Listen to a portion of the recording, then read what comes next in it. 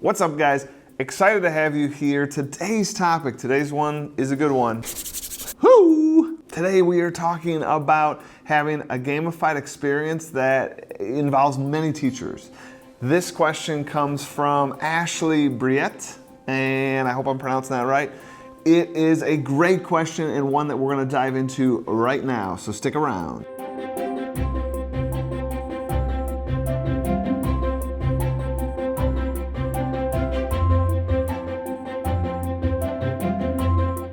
All right, guys, this is a great question, so thank you, Ashley, for putting it out there. I teach 6th grade world history, so that's it. That's all I got. But I understand that lots of you guys are teachers in elementary that teach all the subjects, or you teach on a team, and you have to figure out how to do this with multiple teachers, whether it's in the same subject or not.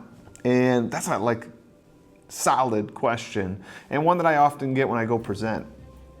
And I absolutely love it. In fact, I want to really tell you guys that you, Ashley, and others that are going to be doing this have a wicked awesome experience that you can offer the kids because of that integrated lesson. So Ashley talked about having a little math in this, a little social studies in this, a little ELA, and I think that that would be fantastic. And there's unique things that you could do that somebody like me can't, because mine is just in social studies.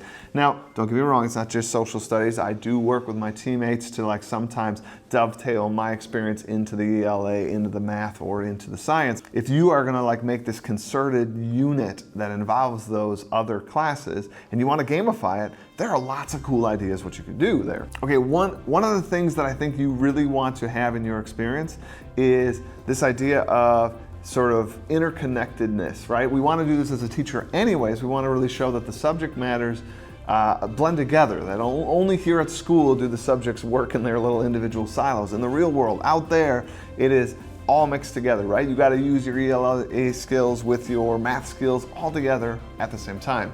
So why don't we do the same thing? We could do that with badges or items. So what I think you should do is have some badges or items that are received in those other classes, doing those class work. It might not even be on this shared unit per se, it could be in the normal class flow, but by getting that math power up, it unlocks something in the English language arts class. Or having connected badges, having a badge like stage 1 badge in math, stage 1 badge in ELA, stage 1 badge in social studies, all of a sudden having those 3 connected turn into something like a transformer, it comes together to produce this new power up. But you need to get them in these other classes. Before you get too excited about this integrated unit, realize that you also don't want to make everything tiered like that. You don't want to make everything so impossible to get that it feels like, oh man, I got to do X, Y, and Z to get it. You want some of those in there to show that interrelatedness, but you don't want to overdo it. Make sure there's just things you earn in math. Make sure there's things you just earn in English language arts.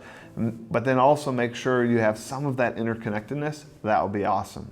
The other thing is have some of the classes earn things that get used in the other class, right? So maybe doing something in math all of a sudden unlocks this power in English class, right? That they're able to change something in the class. They're having that English class thing unlock something in math class, for example.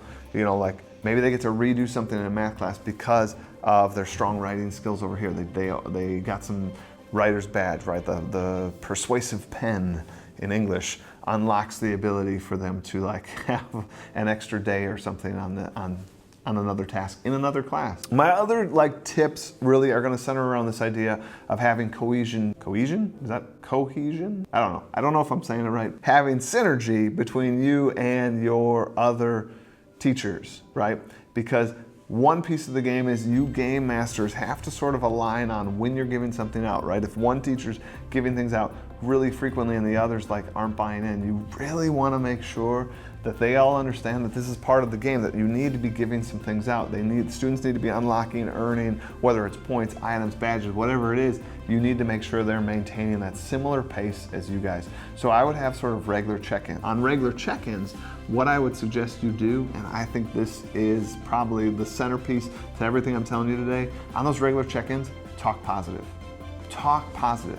Tell the story of the kid that did the side quest. Tell the story of the group that asked for extra time because they wanted to get it just right. Tell the story of the kid that wanted to have somebody else peer edit their thing because they really wanted to make sure they unlocked and earned that badge.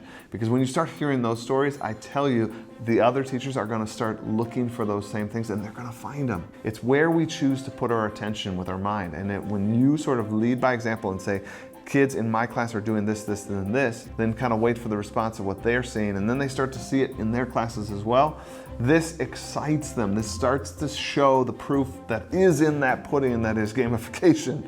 They'll start to see these things happening in their class. And then those regular check-ins, having these teachers talk about these great experiences, it'll be greater buy-in that they're going to want to engage. The teachers are going to want to engage in the game itself, right? So then you'll have less worry about, are they giving out the items and the badges and the points like I'm doing? There'll be way more synergy between you guys. Start with that positivity. Talk about what's going on. Talk about the excitement. Talk about the enthusiasm. Continue to think through that.